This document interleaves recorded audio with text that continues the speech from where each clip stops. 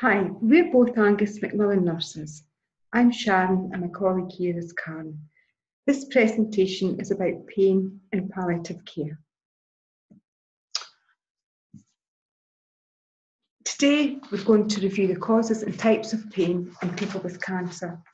Have a detailed look at the WHO, World Health Organization, analgesic ladder, and hopefully in discussion with your colleagues you can share your experiences and your techniques. So how common is pain in cancer? We know that 75% of people with cancer are sore, which really means that we have 25% of people with cancer who don't have pain at all. A third of these patients will have one pain, a third will have two sites of pain, and a third will have three or more pains. I'm wondering, is this something that you've noticed with your patients, that they could be complaining of pain in two or maybe three sites? The causes of pain in people with cancer the pain can be caused by the cancer itself. It can also be caused by the treatment or any other non-cancer related painful conditions. It can also be exacerbated by external stressors. So apart from the cancer-related pain and the treatment-related pain, things like arthritis or other chronic conditions can be painful. Remember, things like pressure sores can cause pain, or not being able to move around for the patient not being able to move around on their own. So moving their position may make them more comfortable. Also remember that if the patient is worrying about other things, for instance, people at home that they've left or other things that are worrying them, this may also increase their pain. So how are we going to tackle this pain? We make an assessment, but what you would do first is ask your patient, have they got pain? Where is the pain? Make a diagnosis. What's causing the pain? Think about appropriate interventions. That could be their physical environment. Is the chair the right chair for them? Is it comfortable? Is their bed appropriate? And the drugs. Is the medication that they're on helping the pain? You must remember to review the pain again and again and again. Making a one-off assessment, you can't make a one-off assessment for pain because the pain changes, as does the response to the analgesics. So thinking about a pain assessment, try and work out the type of pain it is. Is it nociceptive or neuropathic? Nociceptive might be a term that you've not heard of before. It says here it's caused by the presence of painful stimulus on nociceptors, but what that really means is pain caused by tissue damage, and that could be pain at the tumour site. Neuropathic pain, that's the result of nerve damage, and it's probably a term that you've already heard of. But a lot of patients, as you see from the middle, can have pain including both these components. And this pain can be opioid responsive or poorly opioid responsive. Now, what opioid responsive means is the pain is responsive to codeines and morphines. If it's poorly opioid responsive, it may mean that it's a neuropathic pain, and that needs a different type of medication. So like I said at the beginning, we're going to have a look at the WHO analgesic ladder. There's 3 steps, step 1, 2, and 3. And as you can see from this slide, it's the mainstay of cancer pain management. It manages 80 to 90% of cancer pains properly.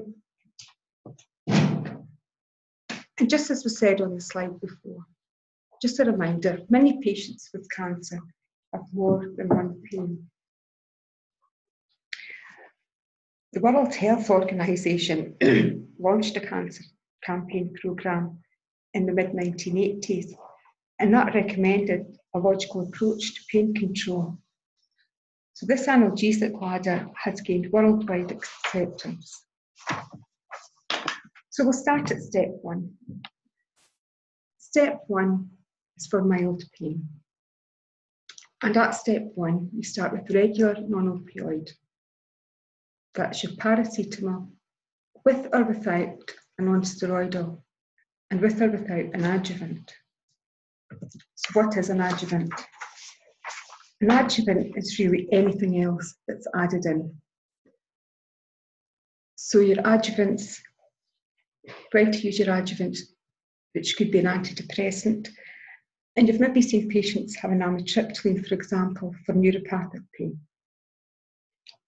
Or anticonvulsants, for example, gabapentin or pregabalin, also for neuropathic pain.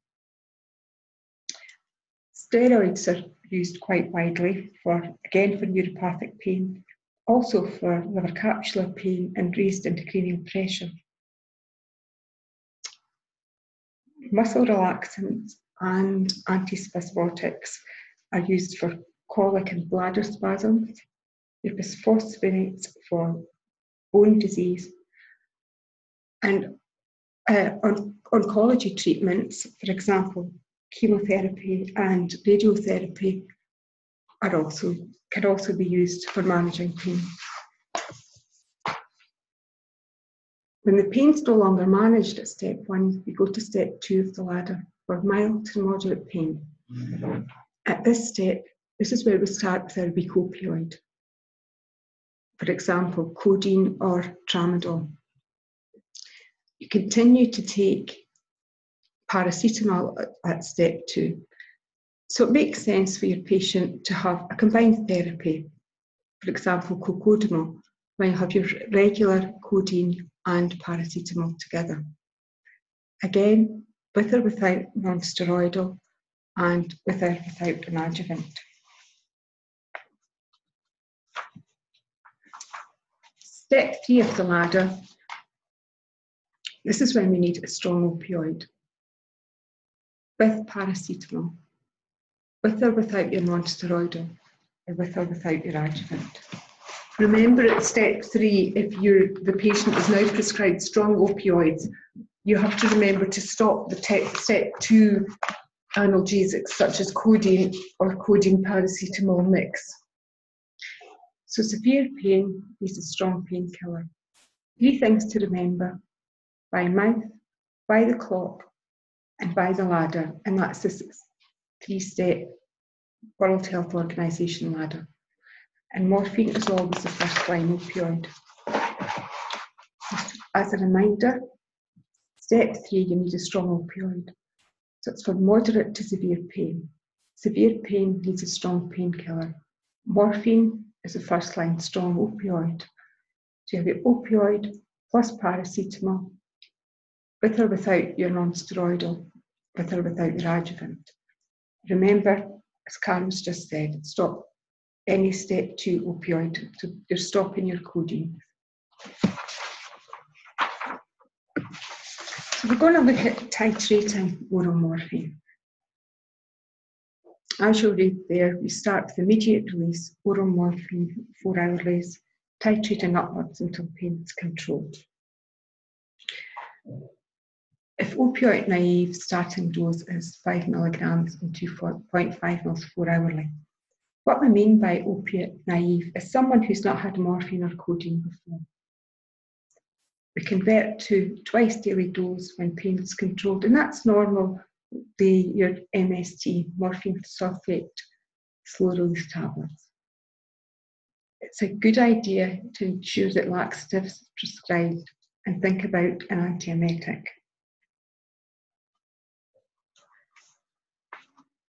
Oh, the guidelines for nausea would be prescribing metoclopramide 10 milligrams up to 3 times a day for nausea, and as a laxative, Senna 2 tablets at night, or bizacodal 5 to 10 milligrams at night, plus sodium doxate 100 milligrams twice daily.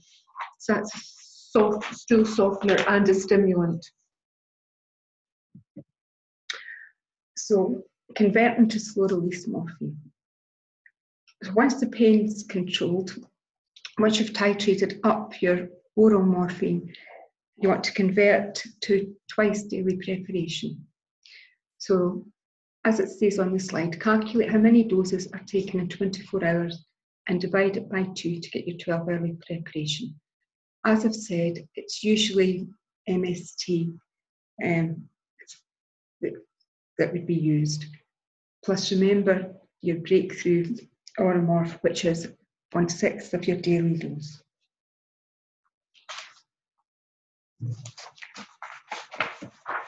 So thinking about breakthrough pain.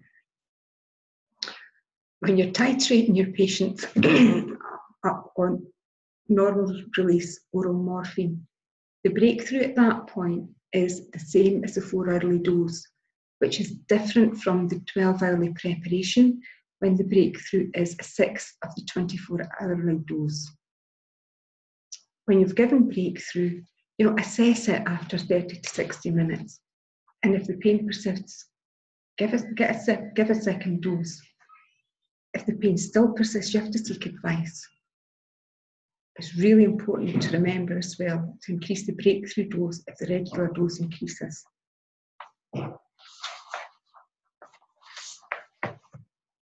So moving on to subcutaneous analgesia. Syringe driver administers medication over a 24-hour period. And so when calculating the 24-hourly dose of oral morphine, you convert that by dividing by 2. So as you can see, if it's 30 milligrams of oral morphine, subcutaneously it'd be 15.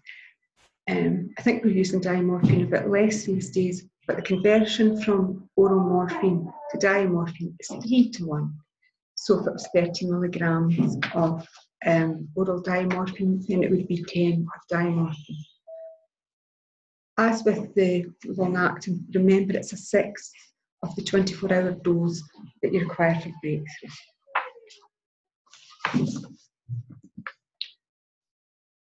Watch out for opioid toxicity, and you can see here the main things that you would see with people, pinpoint pupils. If you ask them, they've had vivid dreams or nightmares that seem very, very real to them. Or shadows appearing at the edge of visual field. Might be a bit confused. If you watch people while they're asleep or resting, you might see that they suddenly jerk every few minutes. People can hallucinate, or they can have nausea and vomiting. One patient that particularly I remember very clearly is a lady who was at home with advanced bone pain from cancer, who had seen rats running up her walls and had seen her dead mother-in-law standing by her bed.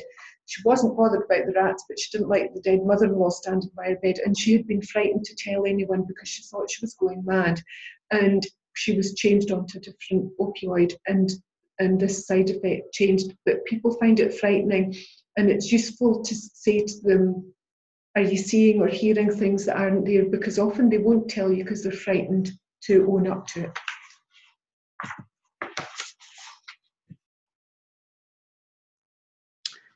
So if you think someone has opioid toxicity, check their blood to check their renal function. Reduce the opioid if possible, and you might want to switch to, for example, from morphine to oxycodone.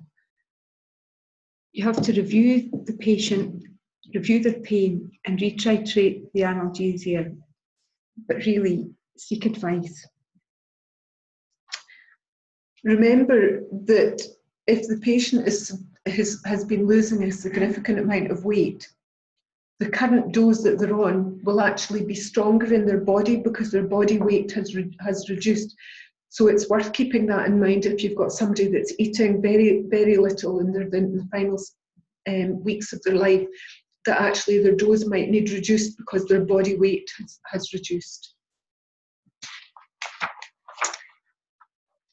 Just going to talk a wee bit now about second-line opiates. Some things that you might be quite familiar with. Oxycodone is twice as potent in comparison to morphine. You might recognise this as short tech and long tech.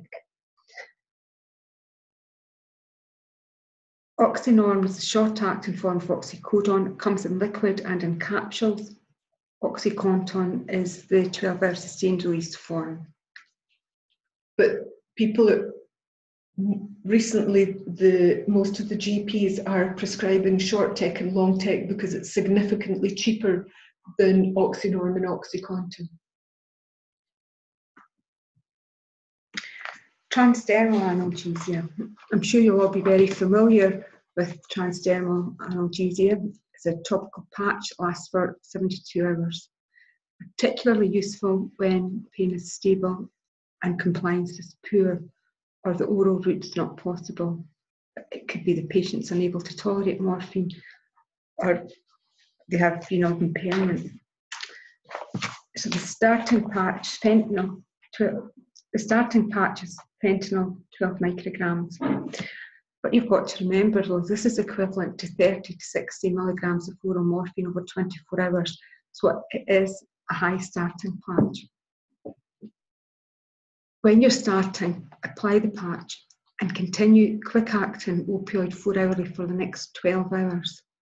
If your patient is on a 12-hourly release medication, apply the patch when the last dose of 12-hourly slow-release medication is given. So you would give your last dose of MST and apply the patch at the same time.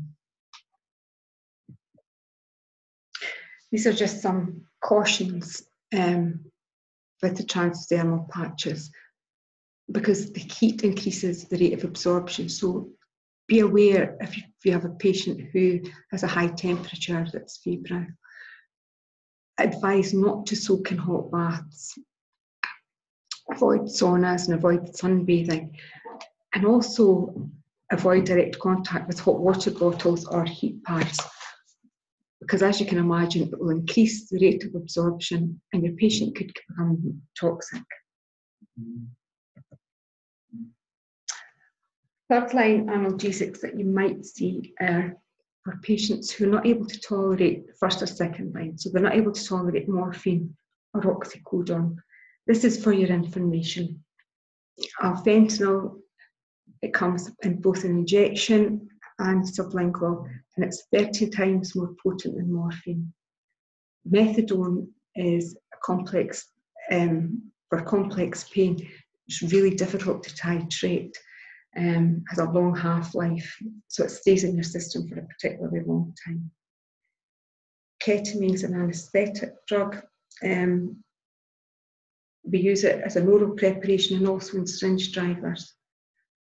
And another drug that you might see is hydromorphone, which is 7.5 times more potent than morphine.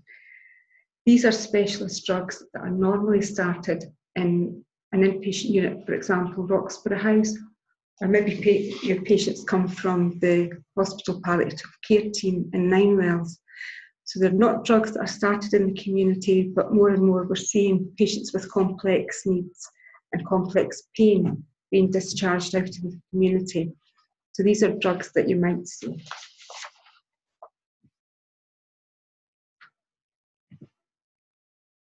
So it's not all about drugs. These are some of your basic nursing non-drug interventions.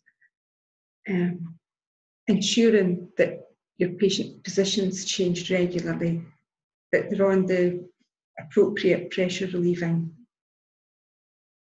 mattresses and cushions. Would complementary therapies or relaxation CDs help the patient to relax? Sometimes distraction therapy can be very good, or complementary therapies, hand massage for instance, and for some people even having their nails done and their hair done can make them feel significantly better. So getting a physiotherapist involved, if you can seize up and get really painful from being immobile. And TENS machines, we're seeing them getting used again. They kind of went out of vogue for a while, but we're seeing more TENS machines being used. occupational therapists, get them involved, have a look around to see if there's any appropriate aids that they could be using. Psychological support. Sometimes one of the most important things that we can do is just listen to somebody and ask them how they're feeling and listen to them. We can't, if they have significant illness that is unable to be cured, sometimes the most important thing you can do is acknowledge how they're feeling, and that can be a great help to people. When we think about spiritual support, although for some people religion is very important to them, it's not for everyone. But when we think of spiritual support, we're thinking about, you know, what gives your life meaning, what's important to you, and that goes alongside psychological support by listening to what their fears, what the concerns are, and being a support.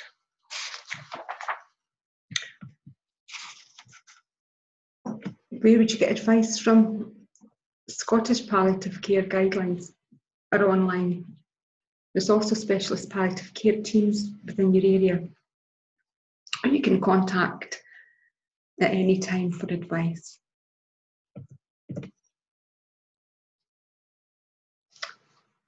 Thank you, that's our presentation finished.